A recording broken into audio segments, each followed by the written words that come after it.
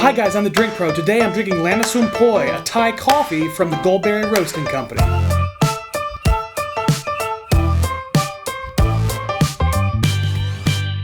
What's up everybody, Drink Pro here. Thanks so much for checking out the video.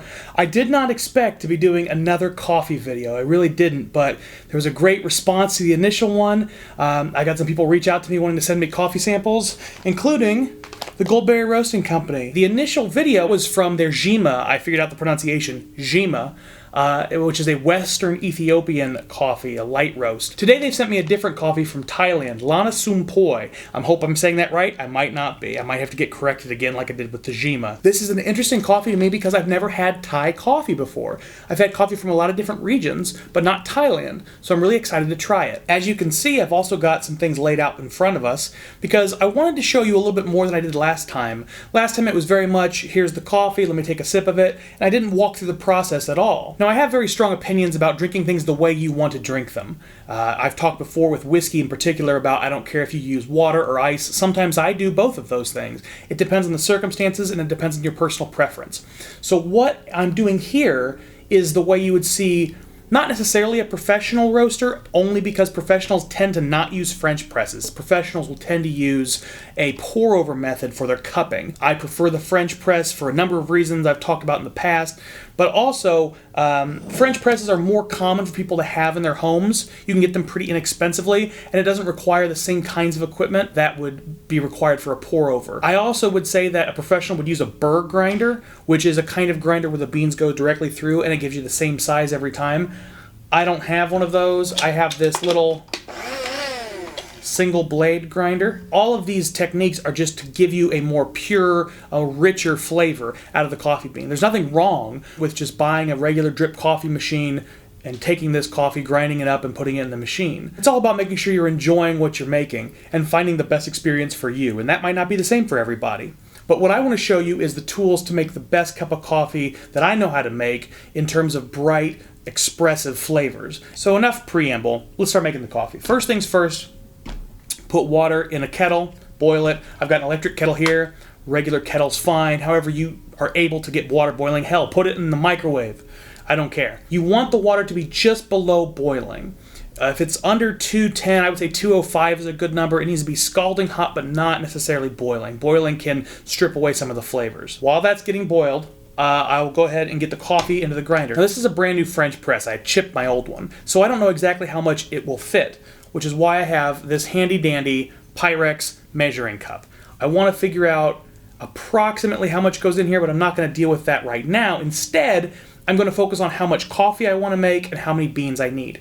Now, a good rule of thumb with coffee is every 4 or so ounces of water, I would use a tablespoon of coffee beans. I've heard different numbers from different people. Some people like it with more, some people like it with less, but that's a figure that keeps coming up again and again. So I got my handy dandy tablespoon here, and as you can see, this is flattened.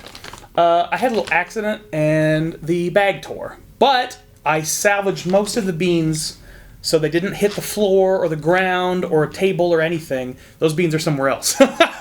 These are the beans I was able to keep in the bag after the tear, and they're ones I'm going to use in the review today. Now that tear was just last night, so it's not like these have been open for very long. They still should be very fresh. So I'm going to go ahead and put 4 tablespoons of beans in here.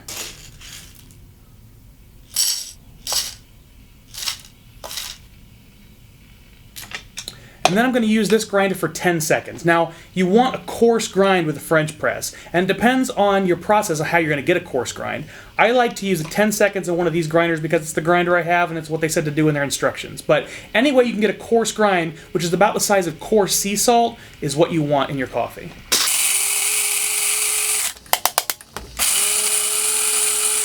I'm going to go ahead and put the, oh wow, the smell coming off of these beans is incredible. I got a extension cord issue, so I'm gonna dump the beans into my lap, which really puts them right into the container.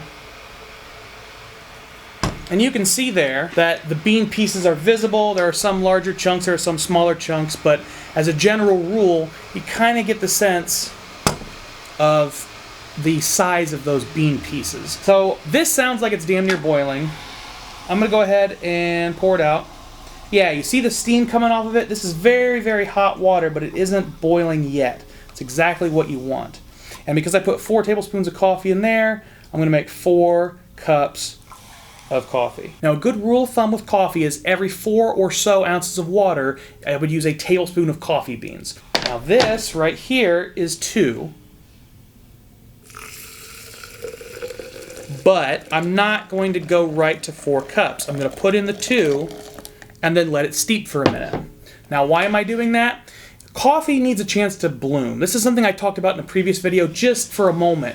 When you allow coffee to bloom, you get a lot more interesting flavors. You let some of the gas come off of it, and it really opens up and brightens all of the different notes you're looking for. I'm letting this sit here for approximately a minute before I stir it, and then I will give it 3 more minutes with more water added to do a full steeping process.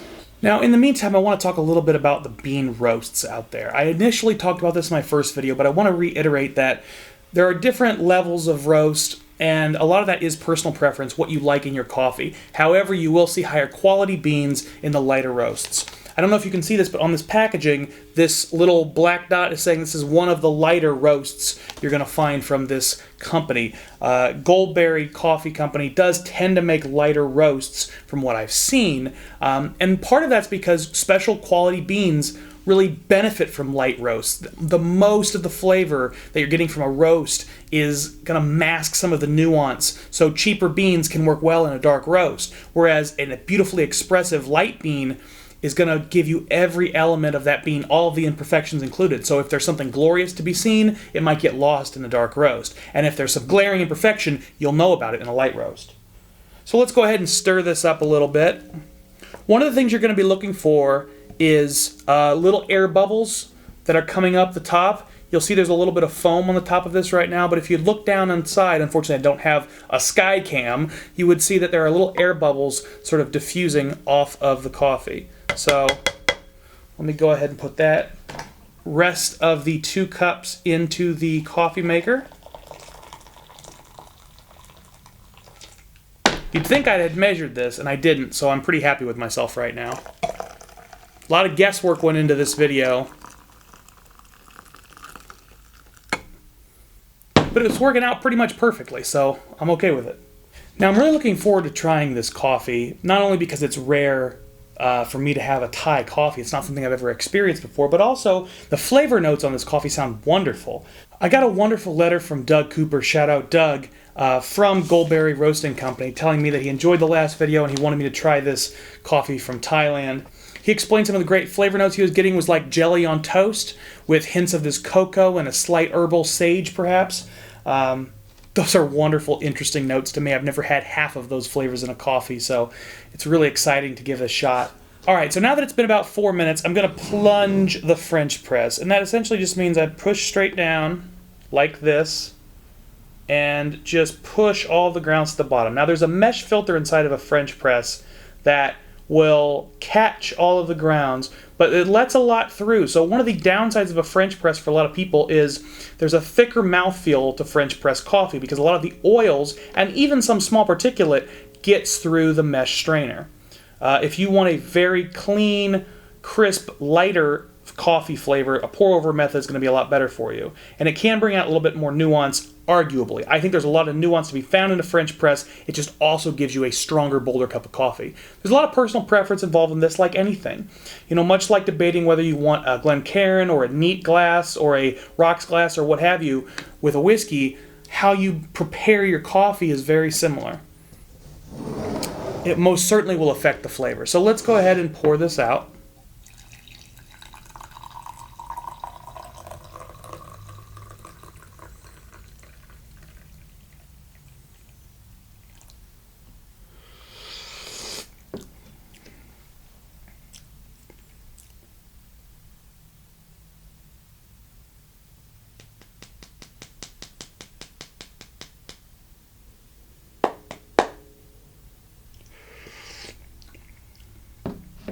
It just tastes like hot water. Okay, let's try this again. All right, now that smells like it's supposed to. I'm getting this wonderful bready note on the nose, which makes total sense. He said it was going to taste like toast and jam. And it is a little herbal too. I totally see the sage. This is not something I expected to find in a cup of coffee. Let's give this a taste. Now again, I'm using a cupping spoon here. It allows you to kind of slurp the coffee off of the spoon, and it really aerates it into your mouth, and you can cover your whole palate and really find more flavors. Oh, yeah, the breadiness on this is incredible. Okay. Now, see, that's interesting. He said it was strawberry jam on toast with cocoa and sage. I definitely am getting the toast. The berry note on this is much quieter than the last one. So the last Jima coffee I had, I think blueberry is one of the notes, and it was much more prominent than the strawberry is for me on this. I get a lot of that toast flavor, that perfectly finished crispy toast. I think I also get the cocoa he mentioned, the sort of milk chocolate. The herbal note, I almost get like a rosemary. I mean, I think he said sage, but I get a sweeter, a slightly sweeter, more edible. I guess you can eat sage, but I don't typically eat sage. But I get a more common herb that's not sage in this. I think the smoothness that was being mentioned as a cocoa, for me, I'm almost getting like buttered toast. The sweetness is very background. I don't get much sweetness on the palate in this, but I definitely get buttered toast. And then the finish is very herbal. I get a real clear, I wouldn't say rosemary on the palate instead of sage, but there's a clear herbal quality on the finish. What's interesting to me is that for a light roast, this drink's pretty dark. Now, I do know that I used a relatively dark method to make the coffee, and right now I'm letting the coffee sit in the French press, which you're not supposed to really do. It allows it to continue brewing and get darker and darker, but I love a dark, rich, deep flavor in my coffee, and you can get that from lighter roasts if you let them steep longer, and that doesn't necessarily take away from the complexity in my experience, in my opinion. You might lose some of the lighter notes a little bit, but then some of the other earthier, rich, deep tones are more prominent. Unlike a roasting process where you lose the high notes, in this it just sort of turns the base notes up a bit. So I'm pretty okay with that. It's an incredibly smooth cup of coffee. It's so delicate, so grain forward, which is unusual from my experience. I've never had a coffee taste this grain forward. It reminds me of like a grain whiskey in a lot of ways. Not the burn, but it definitely has that wheat quality almost, I would say, which would make total sense with the toast note. Very cool stuff. And I think the more I keep drinking it, the more the herbal quality really becomes more and more prominent. I really like that herbal finish. Earlier in the palate, it becomes more and more present as I keep drinking this. So that's really a wonderful, fantastic cup of coffee right there. I'd love to review more coffee. I'd love to taste more coffee. I think that I typically like the sweeter coffees. I was really blown away by that Jima with the really rich blueberry, berry forward note in the beginning. This is very tasty, but I think if I was going to have one coffee for the rest of my life, it probably wouldn't be this. This is for a specific circumstance. This coffee would go really, really well with dessert because something that's sweet already on the palate is going to... Well, guys, today's video was sort of an exercise in everything that can go wrong will go wrong. I hope you enjoyed it anyway. What I was in the middle of saying before the camera died was I really feel like this is a great cup of coffee for dessert, maybe like with a creme brulee, something that will highlight the herbal notes and the bready notes. Use something very sweet, maybe even something very fruity like a cherry pie will be a great way to highlight all the delicious notes in this coffee. And coffee pairings are really important to bring out cool flavors, much like whiskey pairings with your meal or with dessert. So I'm gonna go finish this cup of coffee. Hopefully things will get better the rest of the day. In the meantime, cheers, guys.